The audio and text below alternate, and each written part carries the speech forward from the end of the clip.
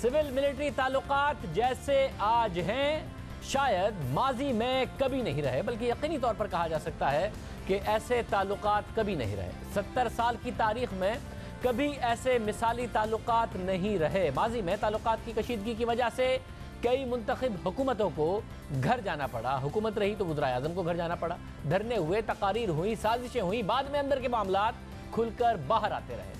ताल्लुकात में कशीदगी वाज़े महसूस होती रही, मगर तहरीक इंसाफ की हुकूमत वो खुशकिस्मत हुकूमत है जिसके साथ ऐसा कोई मसला नहीं। मुल्की और गैर मुल्की मामलात में सिविल अस्करी क़यादत का मौक़िफ़ एक है। मुल्क की खारजा पॉलिसी पर सिविल मिलिट्री सोच एक दिखाई दे रही है। दाखिली पॉलिसी पर सिविल मिलिट्री सोच में कोई फ़र्क नहीं।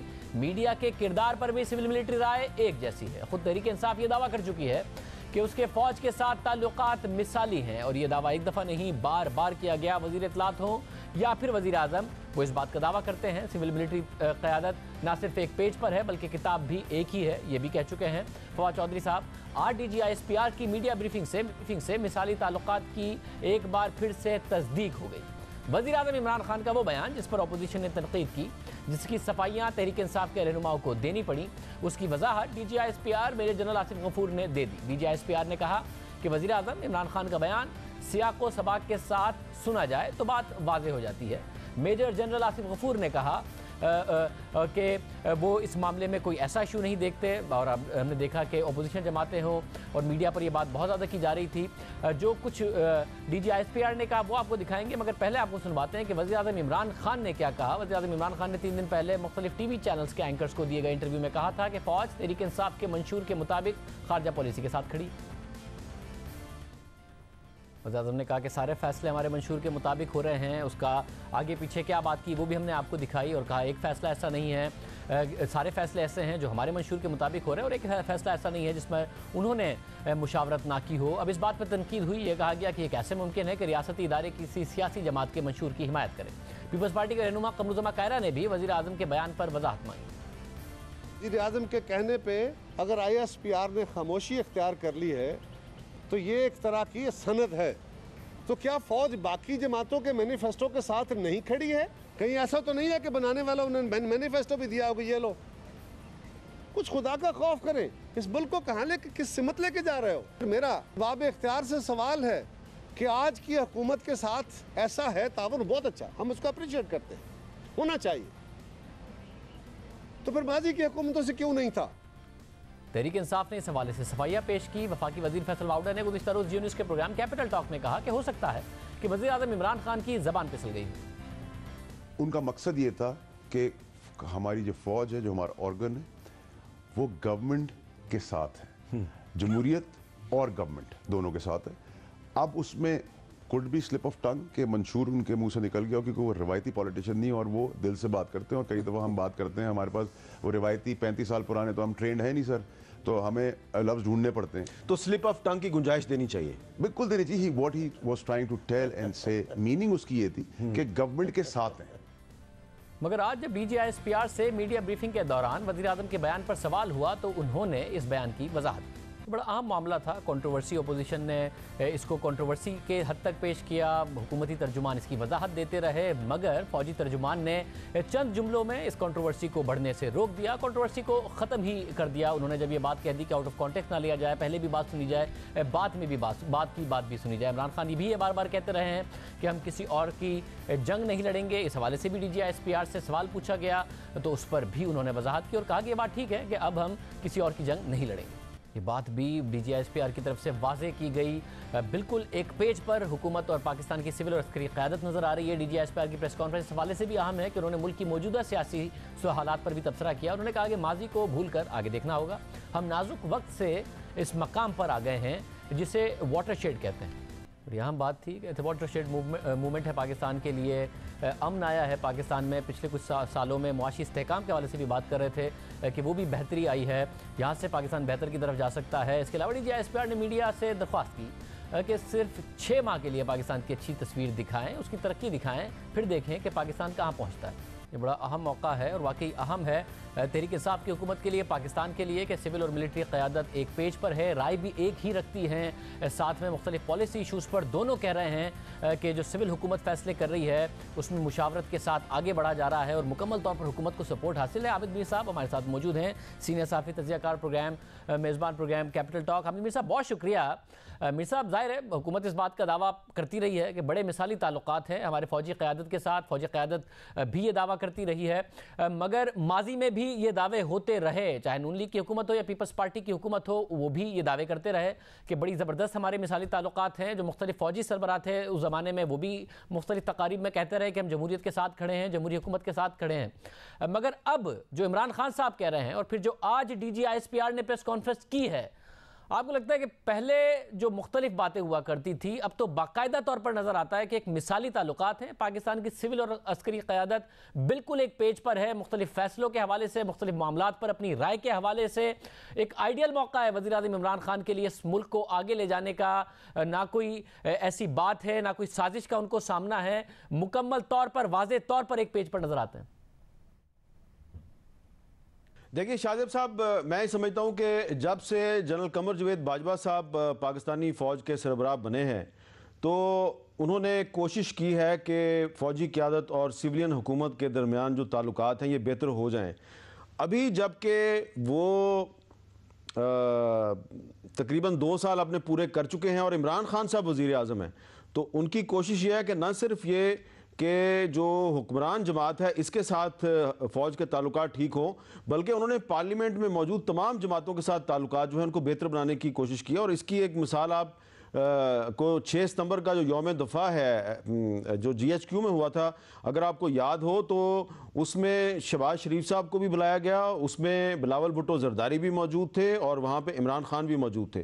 तो उनकी कोशिश ये है कि वो पूरी पार्लियामेंट को साथ लेके चलें और मैं समझता हूँ कि इमरान खान साहब इस लिहाज से बहुत खुशकिस्मत हैं कि इनकी हुकूमत जो है इसको मिलिट्री इस्टेब्लिशमेंट की तरफ से भी और जुडिशरी की तरफ से भी उस तरह की मुज़ाहमत का सामना नहीं है जिस तरह के पहली हुकूमतों का सामना होता था। ये ठीक है कि आज आज़म स्वाति साहब को इस्तीफ़ा देना पड़ गया और इसके अलावा जुल्फ़ी बुखारी साहब का केस भी है अदालत में, लेकिन ये इससे बहुत ज़्यादा मुश्किलात का शिकार रही हैं माजी में मुस्लिम लीग नून और पीपल्स पार्टी की हुकूमतें। आप देखें जिस तरह के इमरान खान साहब ने 2-3 दिन पहले जो गुफ्तगू की थी तो उसमें उन्होंने कह दिया कि जी जो फ़ौज है वो PTI के मंशूर के साथ खड़ी है। तो ये स्लिप ऑफ टंग कह लें या आप ये कह लें कि रवा रवी में वो एक ऐसा लफ्ज़ बोल गए जो उनको नहीं बोलना चाहिए था, लेकिन ये अगर कोई किसी और ने माजी में बोला होता तो यकीनन बड़ा प्रॉब्लम होता, लेकिन इस पे काफ़ी टॉलरेंस का मुजाहरा किया गया और आज DGISPR ने बड़े खूबसूरत अंदाज में बड़ा डिप्लोमेटिकली उसकी वजाहत भी की है, अपनी तरदीद भी कर दिया है, सब कुछ किया है।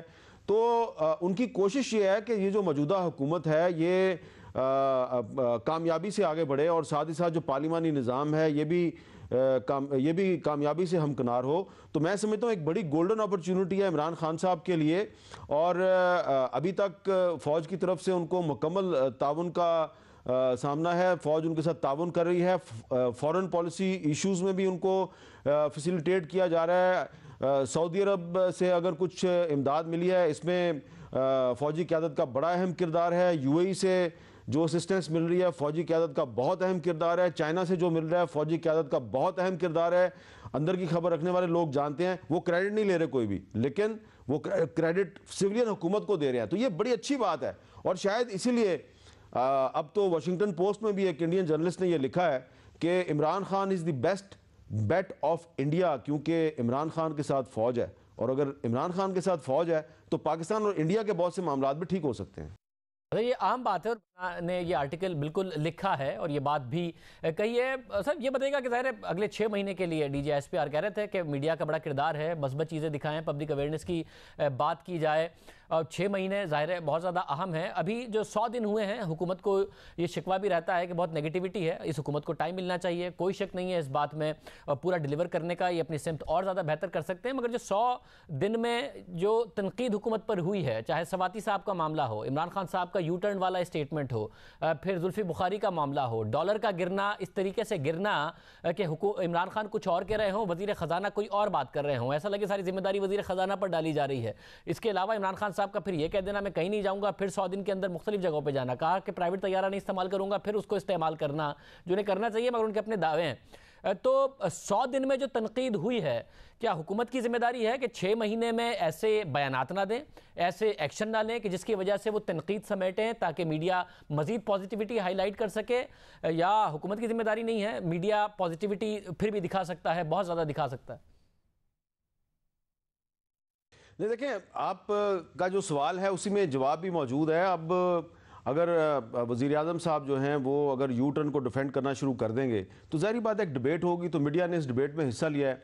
अब अगर वज़ीर आज़म साहब जो हैं वो अपने पहले ही इंटरव्यू में ये कहेंगे कि उन्हें चीफ जस्टिस साहब के कुछ रिमार्क्स पे बड़ा अफसोस हुआ, तो ज़ाहिर बात है फिर डिबेट तो होगी। अब अगर वज़ीर आज़म साहब ये कहेंगे कि पाकिस्तानी फ़ौज जो है वो PTI के मंशूर के पीछे खड़ी है, तो ज़ाहिरी बात है फिर DGI-SPR को वजाहत तो करना पड़ेगी और मीडिया को वजाहत दिखाना पड़ेगी। तो इसके साथ ही साथ मैं समझता हूँ कि तहरीक इंसाफ ने कुछ अच्छे काम भी किए हैं, वज़ीर आज़म ने बहुत से अच्छे काम भी किए हैं, बहुत से अच्छे इनिशिएटिव्स भी लिए हैं, तो मीडिया को उन्हें भी हाईलाइट करना चाहिए। लेकिन हमने देखा कि रुझान हमारा ये है कि रेटिंग के चक्कर में हम लोग जो नेगेटिव चीज़ होती है उसको कुछ ज़्यादा हाईलाइट करते हैं, जो पॉजिटिव चीज़ होती है हम उसको कम हाईलाइट करते हैं। तो अब देखें, ये पॉजिटिव चीज़ ये है कि आज़म स्वाति साहब ने आज इस्तीफ़ा दे दिया है और इसमें मीडिया का बहुत अहम किरदार है। यही आज़म स्वाति साहब जो हैं, ये जब पीपल्स पार्टी के दौर में वजीर थे तो उस वक्त भी इन्होंने यही कुछ किया था। तो ये मीडिया का एक किरदार है कि मीडिया जो है उसने आज़म स्वाति साहब ने एक गरीब ख़ानदान के साथ जो जुल्म किया वो दिखाया। तो मीडिया ने तहरीक इंसाफ के ख़िलाफ़ कोई किरदार अदा नहीं किया, मीडिया ने अपनी जिम्मेदारी अदा करते हुए एक गरीब ख़ानदान के साथ जो जुल्म हुआ उसको दिखाया, उसकी इंक्वायरी हुई, उसमें फिर अदालत भी आ गई और फिर अल्टीमेटली आज़म स्वाति साहब को इस्तीफ़ा देना पड़ा।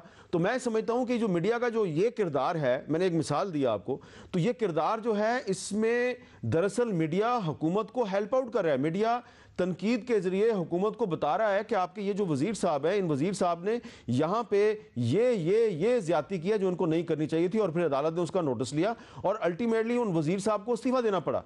तो मैं समझता हूँ कि ये इस तरह की जो तनकीद है इसको हम कंस्ट्रक्टिव क्रिटिसिज्म कहते हैं, तामीरी तनकीद कहते हैं, ये होनी चाहिए। लेकिन जहाँ पे आप ये देखते हैं कि हमारे जो बहुत से तबसरा निगार हैं, सहाफ़ी हैं, एंकर हैं, गुफ्तगू करते हुए जब इमरान खान का जिक्र आता है उनकी आंखों में खून उतर आता है, उनकी ज़बान कपकपाने लगती है, उनकी आंखों से शोले निकलने शुरू हो जाते हैं, उनके जो लबो लहजा है उसमें ऐसा लगता है कि अब वो शायद कोई ज़ाती इंतकाम या नफ़रत है और वो कोई बगैर लगी लिपटी रखे वो बस गाली नहीं देते, बाकी सब कुछ कह जाते हैं।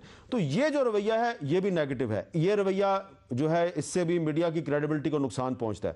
तो जो मीडिया का जो तामीरी तनकीद का जो एक किरदार है ये होना चाहिए, और तामीरी तनकीद के बगैर जमहूरियत जो है वो आगे नहीं बढ़ सकती। तो मीडिया के इस किरदार पे इमरान खान साहब को या तहरीक इंसाफ की हुकूमत को बिल्कुल सीखपा नहीं होना चाहिए। हाँ, जहाँ पे वो ये शिकायत करते हैं कि कुछ लोग जब गुफ्तगू करते हैं, इल्ज़ाम लगाते हैं, तनकीद करते हैं, तो उसमें ज़ाती गुस्सा, इंतकाम, बल्कि ज़ाती दुश्मनी जो है वो झलकना शुरू हो जाती है, वहाँ पे वो बिल्कुल ठीक करते हैं। और जो लोग तनकीद की बजाय ज़ाती गुस्सा और ज़ाती दुश्मनी का मुजाहरा करते हैं वो दरअसल अपना भी नुकसान करते हैं और हमारा भी नुकसान करते हैं, क्योंकि वो सहाफ़ी नहीं रहते, वो तो एक ज़ाती मुखालफ का किरदार अदा करते हैं। तो मैं समझता हूँ कि मीडिया जो है उसका पॉजिटिव किरदार भी है, नेगेटिव किरदार भी है। हमें इस वक्त मौजूदा सूरत हाल में हालात की नज़ाकत का एहसास करते हुए हमें फ्रीडम को रिस्पॉन्सिबिलिटी के साथ इस्तेमाल करना है, और फ्रीडम को रिस्पॉन्सिबिलिटी के साथ इस्तेमाल करते हुए हुकूमत की जो खामियां हैं, गलतियां हैं, उनकी निशानदही करते रहनी चाहिए। और हुकूमत की खामियां और गलतियां जो हैं उनको आइडेंटिफाई करना जो है ये जमहूरियत के खिलाफ साजिश नहीं है, जमहूरियत की खिदमत है। बहुत शुक्रिया।